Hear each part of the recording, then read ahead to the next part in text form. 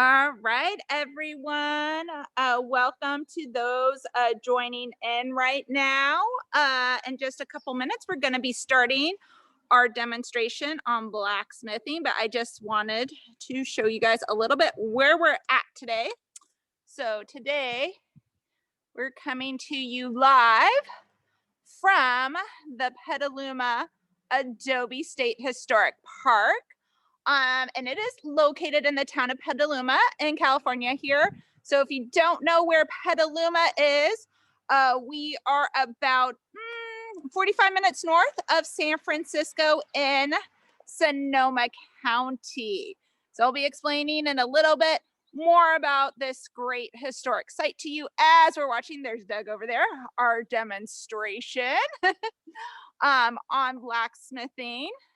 I just want to give you guys this cool old Adobe building that we're at, and we're just waiting. Okay, so we're like already hitting 12 o'clock, so we're just gonna go ahead and let me introduce myself. So hello everyone, my name's Emily. I am a guide with California State Parks, and I'm going to be your moderator today on this great demonstration, Forge with Fire Blacksmithing at the Petaluma Adobe.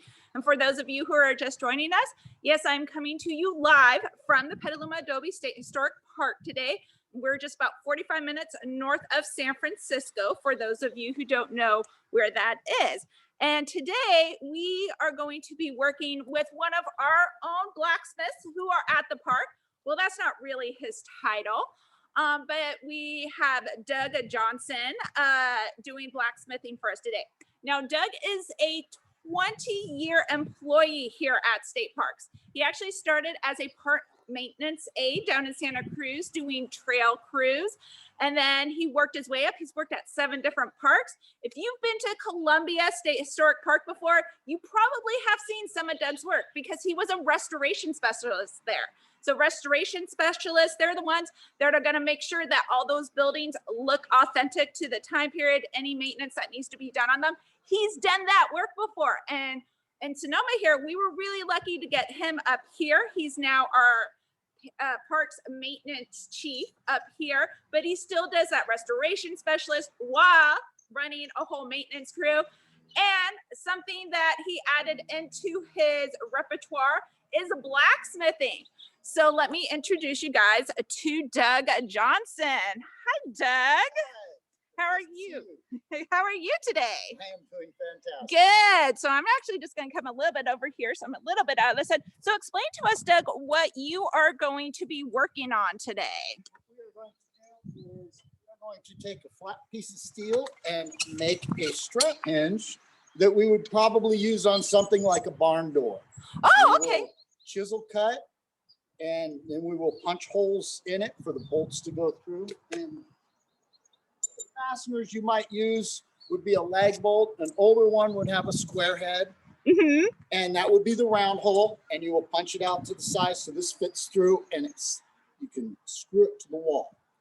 And then you have a carriage bolt, which has a little square shoulder on it, and you use a square punch so that you can drive that through that hole, and it will actually sit in there and not turn when you put the nut on the other side.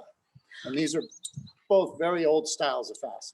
Well, that's really cool. So what have you done to prepare for your demonstration today? I built this strap hinge to show you what I'm building. And then we took, this was one piece of steel. This strap hinge and this piece here was all one piece of steel when we started. And I did do a little bit of pre-work because it takes a long time to drive. Get better hold on that. To drive a chisel through there and cut this piece of material. So that's what we're going to be doing right now. And I'm going to break these coals over and get this nice and hot. And then we're going to take a chisel and we're going to cut this, separate it, and then we'll start bending these around a little metal pin. Hard to pick up with my gloves on. It's okay. Very little metal pin that becomes the hinge. Awesome. That looks really great. So So your first thing you're gonna do is heat up that metal a little First thing bit. we're gonna do is get this metal all nice and glowing red hot. So this is actually a coal forge that you're using. You actually use actual coal, Actual bituminous coal. bituminous coal to get it going. And this is a hand crank. It pumps air to it, and as you watch, you will see the temperature go up.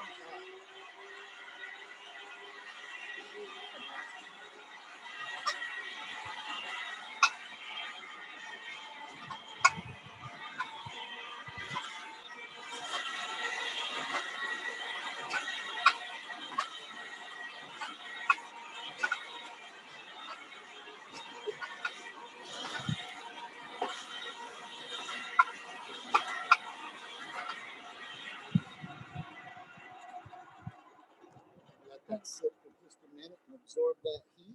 That's pretty intense. So what inspired you to become a blacksmith? I mean, when was the first time you ever actually tried blacksmithing?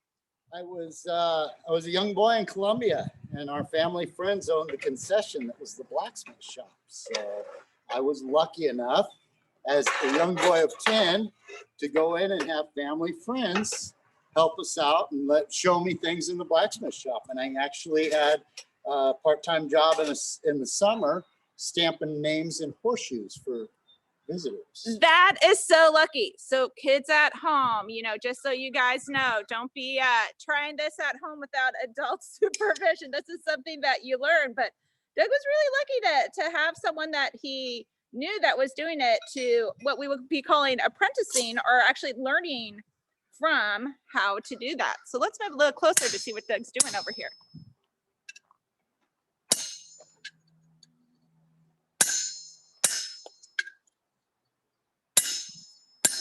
This is a very traditional way of cutting metal. It's called a chisel cut. Almost, let me go for another heat.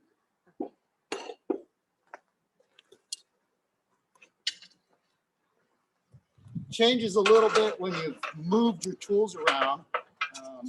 When you set up, usually you will have a blacksmith shop that all of your tools are all in the same spot, and everything you reach for is in the same place. So when we set up out here in a different configuration, it actually takes a little bit of extra effort. Exactly.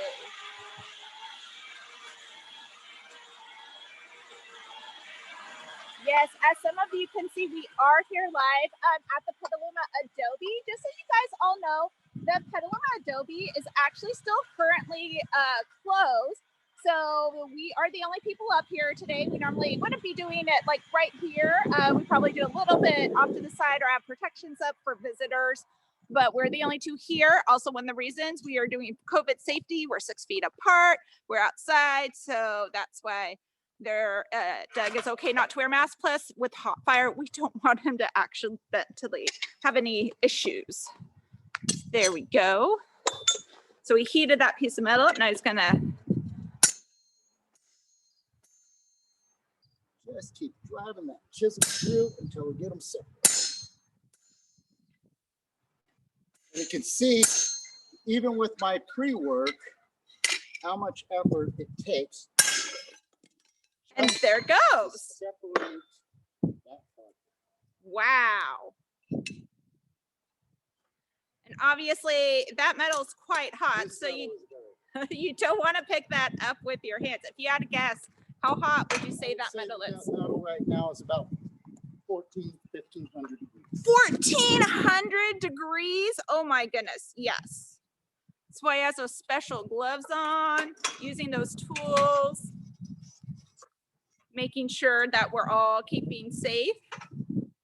So with your tools, are those tools that you buy, or are the tools you hand make? So this pair of tongs here was bought.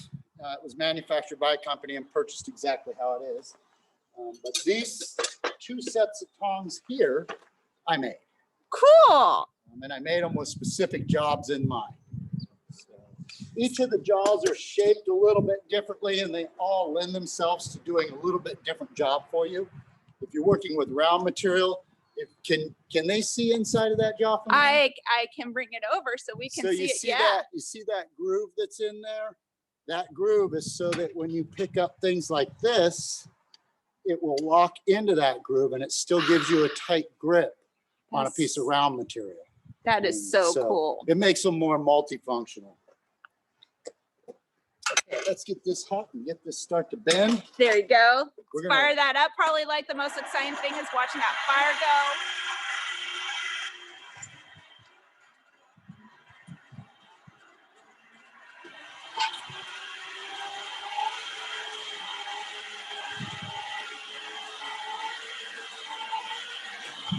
So for those of you who have not been to Petaluma before, at the Petaluma Adobe, this is actually the rancho of General Mariano Guadalupe Vallejo. It was his first land grant he received from the Mexican government. It totaled 66,000 acres at one time. This was a huge cattle ranch. And it also, they would have needed blacksmith here because there's a lot of doors and windows. So things like Doug's making today, these hinges, would have been important for all those doors.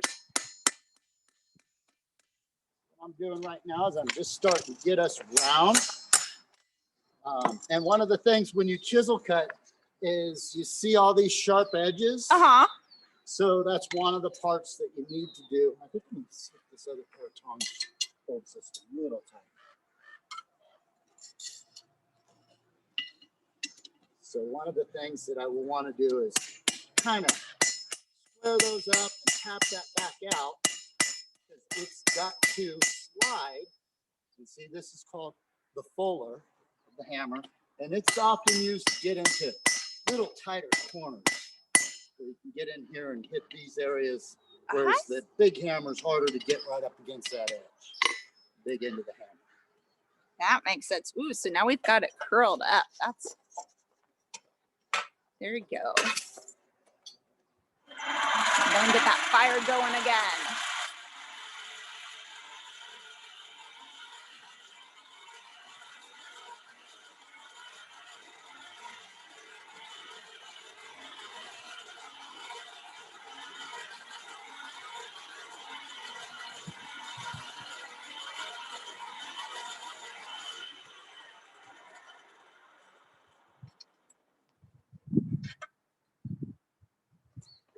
Now he's gonna come bang it out some more.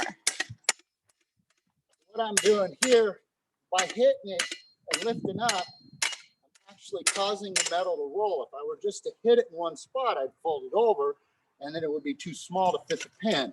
So what I'm trying to do is get the whole piece of metal to roll over fairly evenly so that when I put the pin in there, I can tighten it up without pinching the pin and it will still swivel. Gonna roll it up like a cannoli. Pretty much.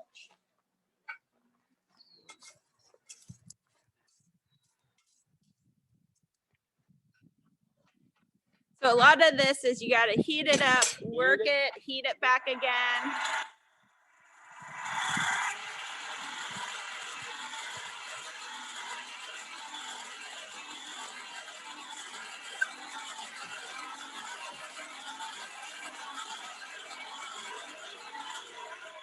A lot of this too is knowing how hot the metal needs to be and also knowing how far back you want to get it heated, because if you want it to bend in a certain spot and you don't have it heated enough or far enough back, it will bend more before that spot.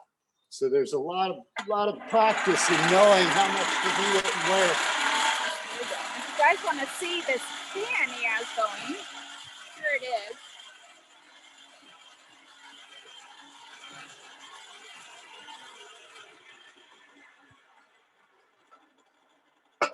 One thing I noticed that I wanted to make sure I'd done was I want this real close to be bent down a little more. Notice that hadn't happened, so I was making sure that I got it hot all the way back to the shoulder so that I can have that be a little bit of an angle there too. Now we'll go back to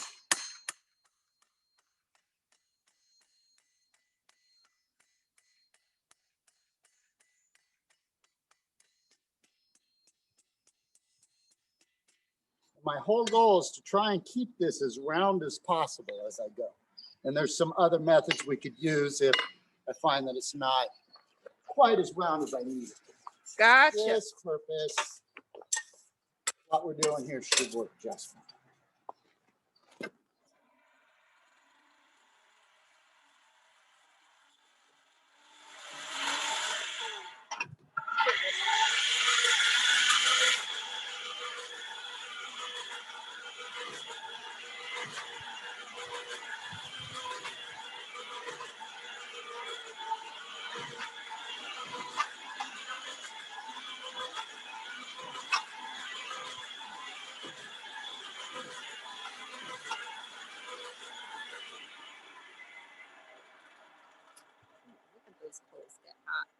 At this point in the game, I'm actually gonna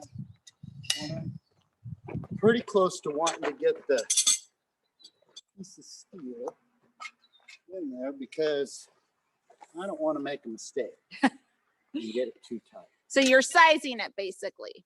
That's exactly what we're doing with that. We're sizing it to that pin.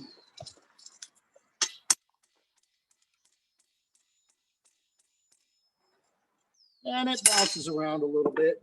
Sometimes you gotta readjust your hand on your tong because that's the hard part. This is very, very, very hot. If I actually touch my leather glove against that, you'll see a little smoke come off of it.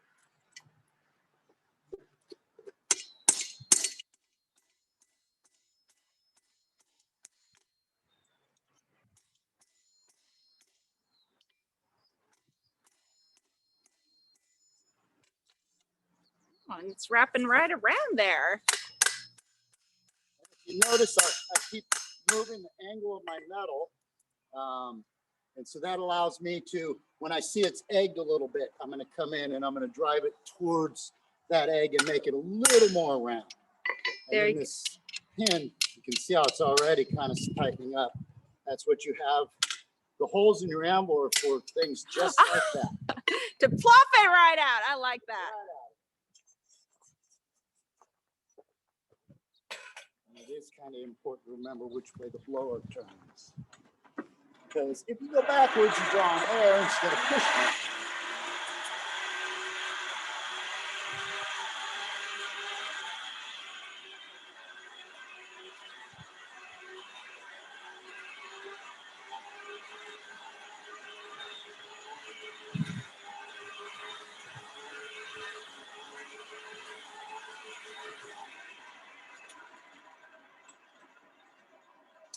So as we're watching today, so Doug is making one hinge. There are approximately 15 doors on this Adobe. So imagine in the 1800s having to make 30 hinges. You know, they don't have Home Depot, guys. So this is really an art unto itself to have all these made by hand.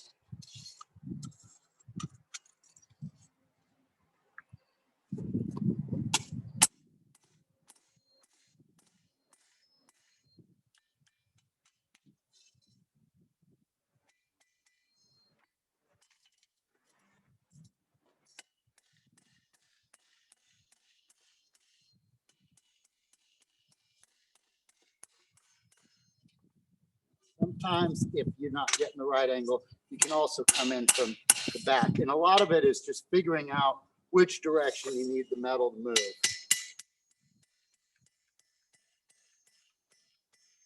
And when you get to a certain point and things aren't moving, Do you heat them back up? drive that down into that point and you take a different tool. This is called a drift. And this is one that I made myself. And you set that drift on there. See if you come out here, you get a little more support on its own. Set that drift on that pin.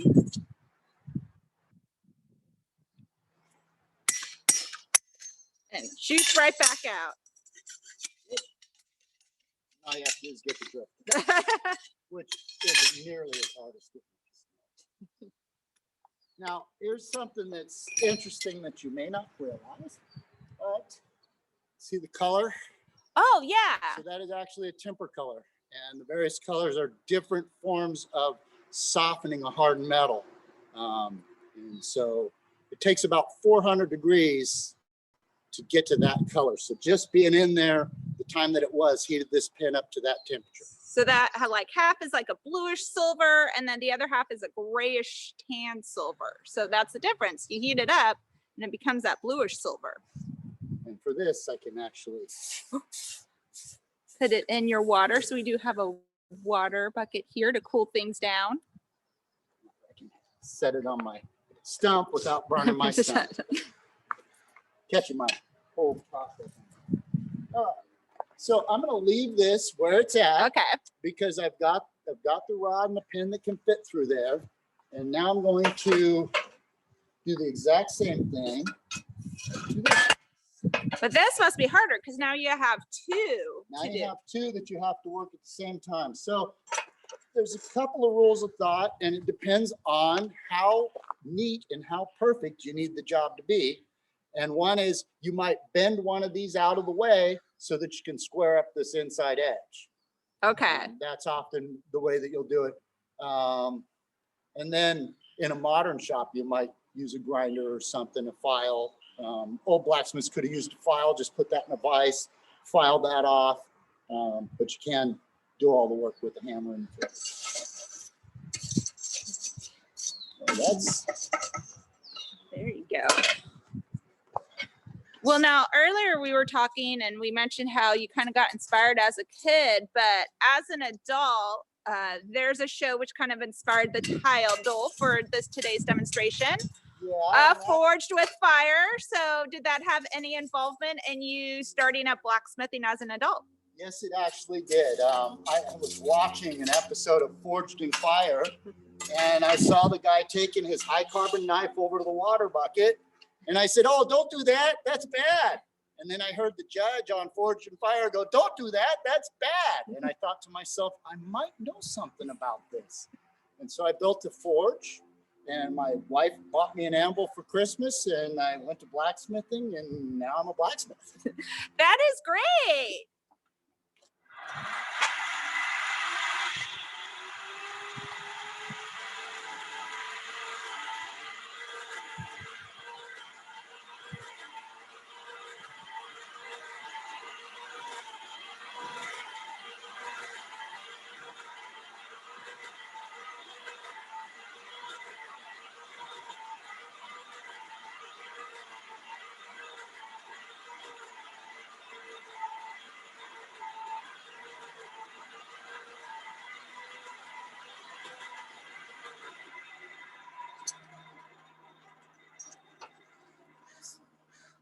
Oh, I think it should be a little hot. Yeah.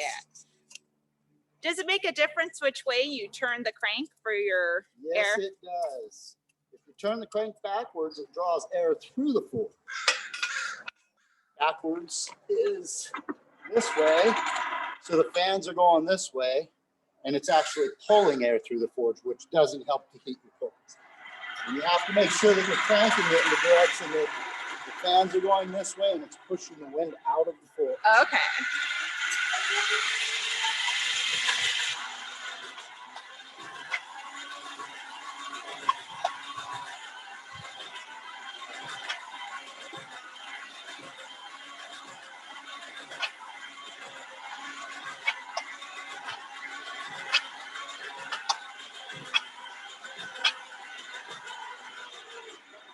All of it.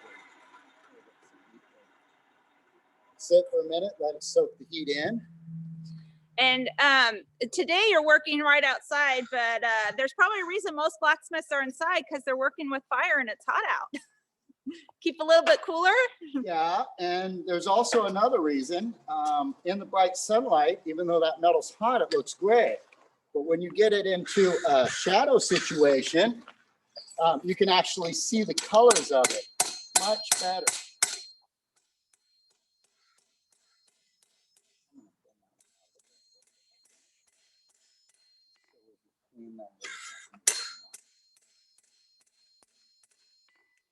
So I bent that out of the way in the hopes that I'll be able to get in here and clean that up, and I'm gonna have to do another heat. Go for it. And how I'm telling how I need to do another heat is how much effort it's taking me with the hammer to move the metal. And when the metal isn't moving very easily, then I know it's not quite hot enough. And I'm going to add a little bit of coal this way. Add the coal. So I learned something from you this morning while we were getting prepared, and you were telling us about that there's actually metals in the coal, and sometimes you have to take out some of the coal because the metals start to bind.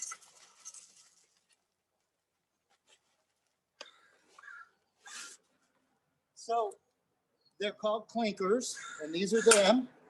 And what they are is all the different elements that might be in the coal. There might be magnesium, there might be copper, there might be iron. There are a lot of elements that can be in the coal. And as the coal burns, they melt and they melt together. Well, a lot of these elements are metals, elements that we put into our metal to give it properties, specific properties, like being able to bend and spring. And so those little pieces can actually put elements into your metal that you may not want. So you have to keep taking those out of your fire. It's going to smoke a little more. All right, we'll move back a little bit.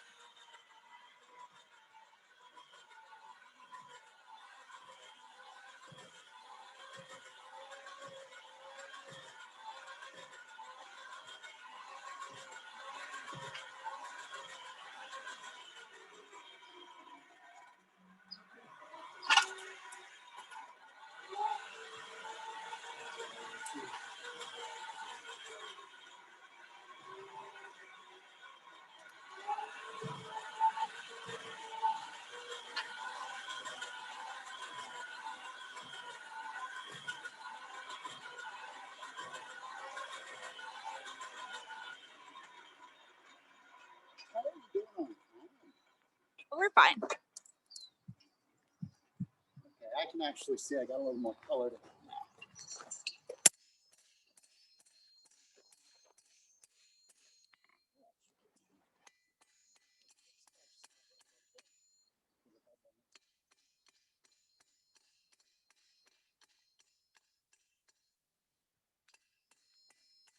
All I'm trying to do right there is just knock off those sharp edges off of those. Just to give that hinge a little more room to move.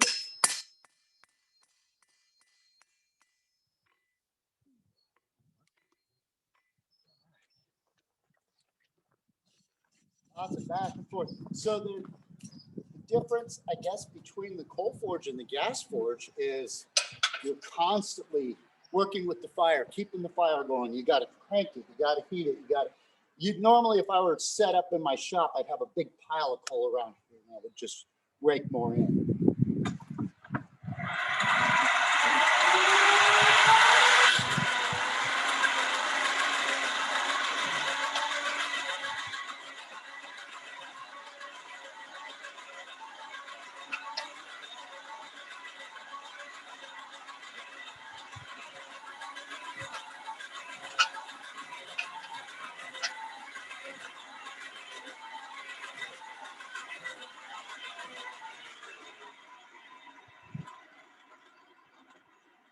With a gas forge, you don't have to sit there and work with the fire. You put a metal in, it gets hot, you pull it out, you work it back in. But the coal forge is a whole different dynamic rhythm. It's almost like a dance. I think it just kind of evokes back to the old time blacksmiths too. So you really feel and understand what they did. It's exactly what they did, other than they had a bellows instead of a hand crank, but it would be the exact same process. Not everything has to be modernized too much. The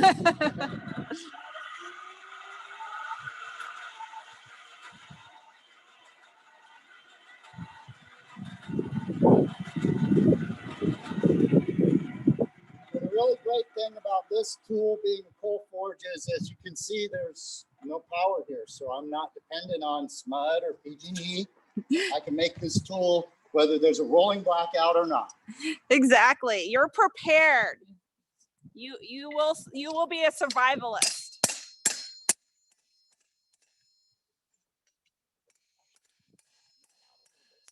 start.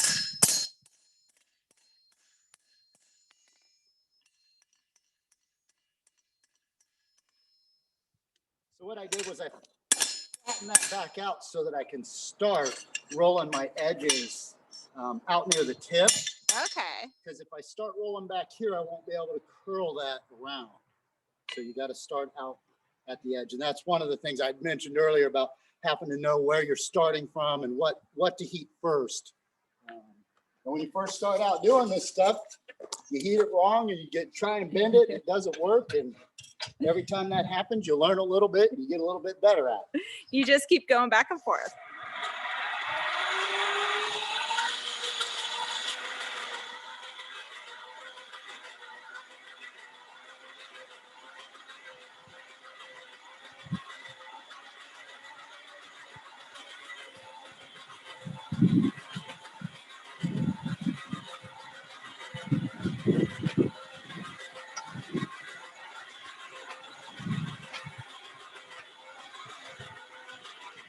Let that sit, and I'm going to go for another round of crank because it was not feeling hot enough.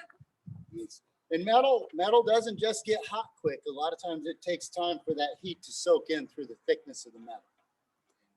What exactly is the metal that you're using today? So the metal that I'm using today is called mild steel. Most of your hardware stores carry it, and they call it weldable steel. It has a very low carbon in it, which steel is iron, ferrous iron with carbon added to it. And you get different properties out of the metal, the different elements and the different amounts of carbon you have in it. A steel like this might be 0.04% carbon, but that little bit of carbon is enough to make it not be iron anymore, but to turn it into steel. Interesting. And mild steels, it's very easy. It's easy to weld with. It's easy to work with.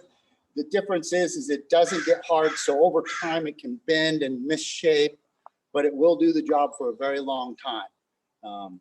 And then they have blacksmiths to straighten it out again.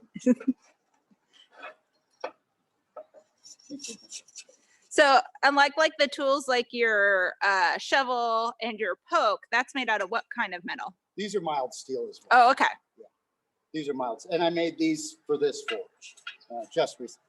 So you do have to be careful also with those because they will heat up as well when you're working. Yeah, as far as grabbing them with your hands sitting next to the hot fire, that is true. But you can heat them up and reheat them, and the low carbon content allows you to be able to do that with metal multiple times without ruining it. But if you have a steel that has a lot of carbon in it, that's another story.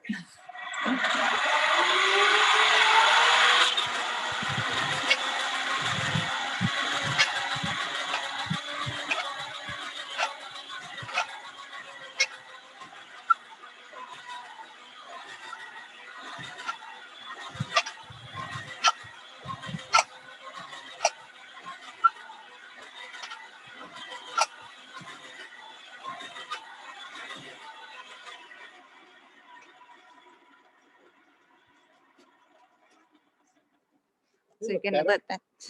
So you're gonna let that. So when you're making these and you're getting the pins, what would be another aspect of it that needs to be done after you've shaped it for the pins? Oh, I put it down here. So this hinge is the same as that one, and that pin is the same pin. Can they see that pin? Yeah, there you go.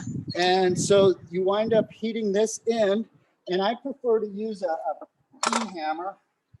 So this is called a ball peen hammer, and that's because this is a ball. And to peen is to smash the end over the top and make the outside edge larger than the whole rest of the shaft so that it won't fall out. Oh, okay. So that's what we'll be doing with the pin when we get it set, we get the hinge working, then we'll peen these over, and then we'll drip the holes. So the pin, once it's in there, it's in there. It's in there, yeah, it's not coming out. Let's see how that piece of metal is now. Oh, that's looking hot now. That's looking better. You can see that it's kind of like an orangish red. That's about 1600 degrees. Ooh, that's hot.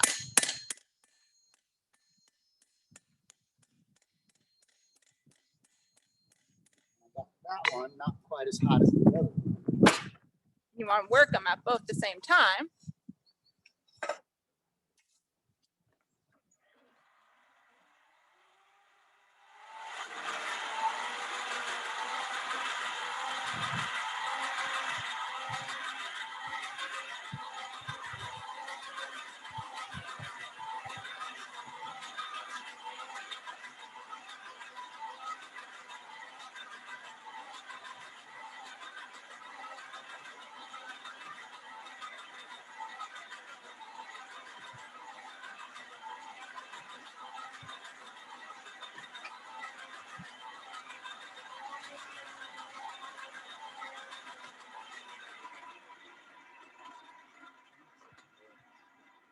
Getting that metal hot.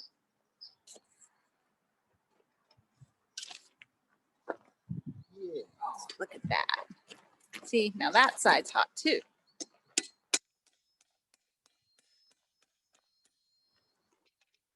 Well, the temperature really has a huge effect on how metal moves. And so you see, I'm not using very much force on this particular part. And it's because I want to pay attention and I want to watch the bend. I want to make sure that I'm making that bend round. And if I were using a lot of force, I'd hit it and it would go too far one direction, and then I'd have to straighten it up and come back. That's why some parts you have to go really gentle. Some parts take a little more force.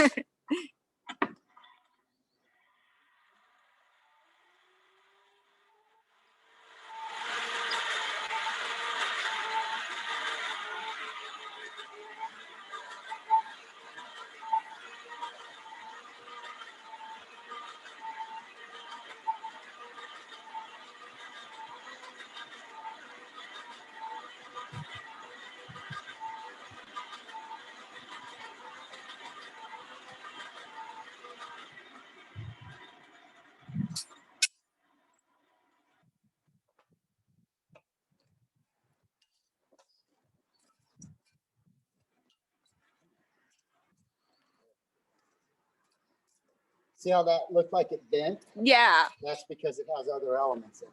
Ah.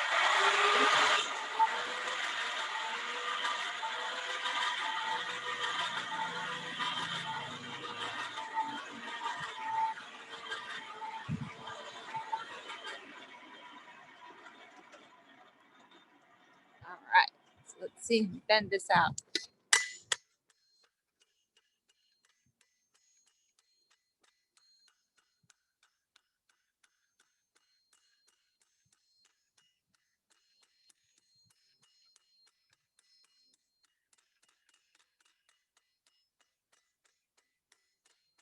So the metal wants to twist on you while you're trying to get them over, and you have to come back and kind of coax it into its shape. And as you can see, because you've stretched flat metal into a curve, you're always going to get these kind of rounded areas.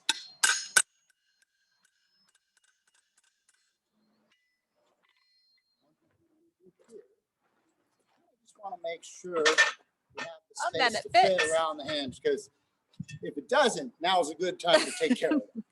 So we're Yes. getting right on that point where It's important to make sure that the pieces fit together just like a puzzle. oh yeah. And as I dig down in here, you can see how there's that really hot bed of coals under there that I keep going back to. And that's what I'm doing here, is shoving it down into that bed of coals with some fresh over the top so that it all gets hot.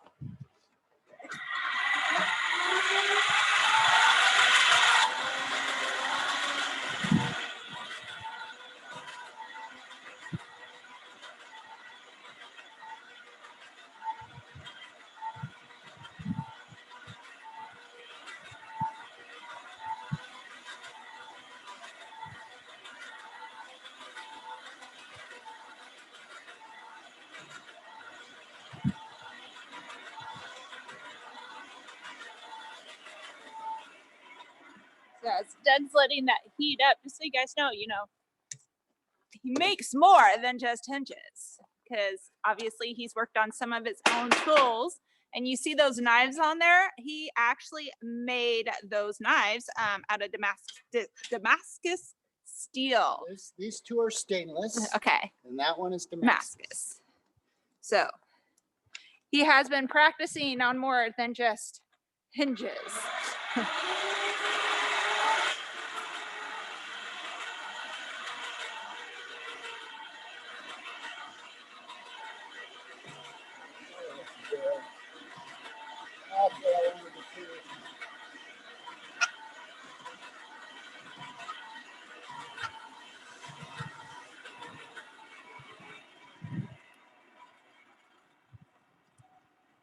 Remember, I cooled that off. He's got his pin, it's cooled. I got two young boys, and they get to come out in the shop and they work with me. And I always tell them all the time, don't pick any piece of metal up in this shop unless you test how hot it is. How do you test how hot it is? You raise your bare hand to it with the back of your hand, and you come in closer and see if you feel any heat. Okay. Because if you touch it with the front of your hand, your natural instinct is to close, and you might close your hand on a really hot piece of metal. That's actually really good advice. Looks like a little fire came off of there by your glove. Yeah, I actually touched the edge of that with my glove, just a little bit. As you guys can see, he has lots of safety equipment, the gloves, the apron, glasses, make sure nothing gets in his eyes. And of course, we're always safety here, so we have lots of fire extinguishers.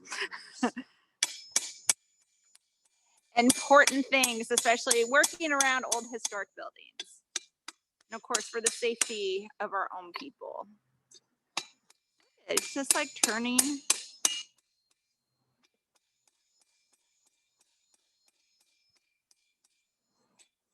Getting there. Yeah. Yeah, it started to tighten up right there. And part of it isn't quite where I want it to be. So I'm going to look for a way that I can use my anvil to change that.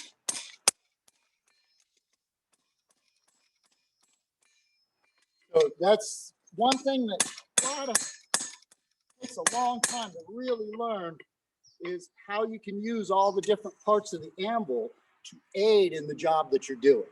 And the longer you smith and the more you do this, the more you figure out all these little tips and tricks. Yeah, what I'd love to be able to do is put that back a little more.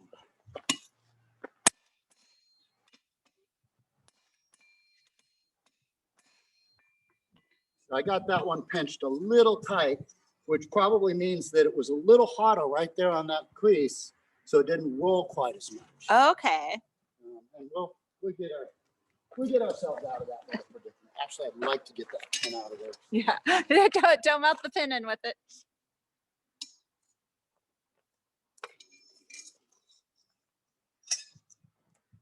By bringing that back to there, I have the advantage of using the anvil to help me hold my material on. You notice that I'm using my left hand? Yes. Because it was easier to use my left hand to get myself started than it was to try and refigure out how to hang on to the piece. So sometimes you have to be a little ambidextrous as well, which just means that you can use both hands at the same time. There it goes. It eventually is coming out. Yeah, we'll get it. Do a little something here. That's interesting. That'd be my boss time. Well, he gets to wait just a couple more minutes. See, even our maintenance department, you always have to be prepared. You never know when someone might call.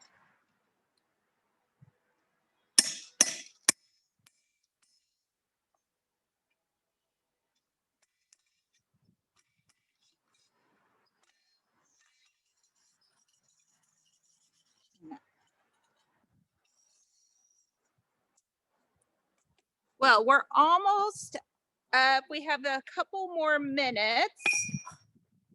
Time flies. when we're doing these presentations. Yeah, and this process to build a hinge from start to finish probably take 3 to 4 hours to do the whole entire process by yourself. 3 to 4 hours just to build a hinge. So we've been going for 44 minutes and we just have almost the initial parts of the hinge done. The rounding of the edges to fit the pin in. So after your edges are rounded, then you get your pin in, and then what else would you have to do? So what else you might have to do is on a hinge like this, you have an angle here, or it doesn't open all the way flat and the door won't open all the way out or close all the way. So you have to beat these edges back at an angle so that they will fit together when it's flat. Then you have to take your ball peen hammer and peen the tip of your pin over and smash it so that it's bigger than your hinge so that it won't come out. And when you're done with that, you have to go back and heat the whole piece up, and you take your punch and you just keep hitting it in the same spot until you squish that down to almost nothing. And then you flip it over and you'll see a little dark spot right there, and you hit it from the other side and you punch a hole right through that hot metal with that. drift. And then you can screw it onto your door. And then you can screw it onto your door. Well, we thank you so much, Doug, for demonstrating us today. Blacksmithing. You are quite our accomplished person here. You just know almost everything how to do, which is great for the Sonoma State Parks around here that were historic. We have someone who can actually recreate some of those historic elements to keep our parks looking authentic. So I thank you for giving us your time today. And if you guys are, you enjoy these programs, just want to remind you guys that these webinars are put on by the Parks online resources for teachers and students, PORTS. So if you go to the PORTS website, you can find some more of these great programs to watch in the future. So thank you everyone for coming today, and hopefully we'll see you in the future. Bye. Bye.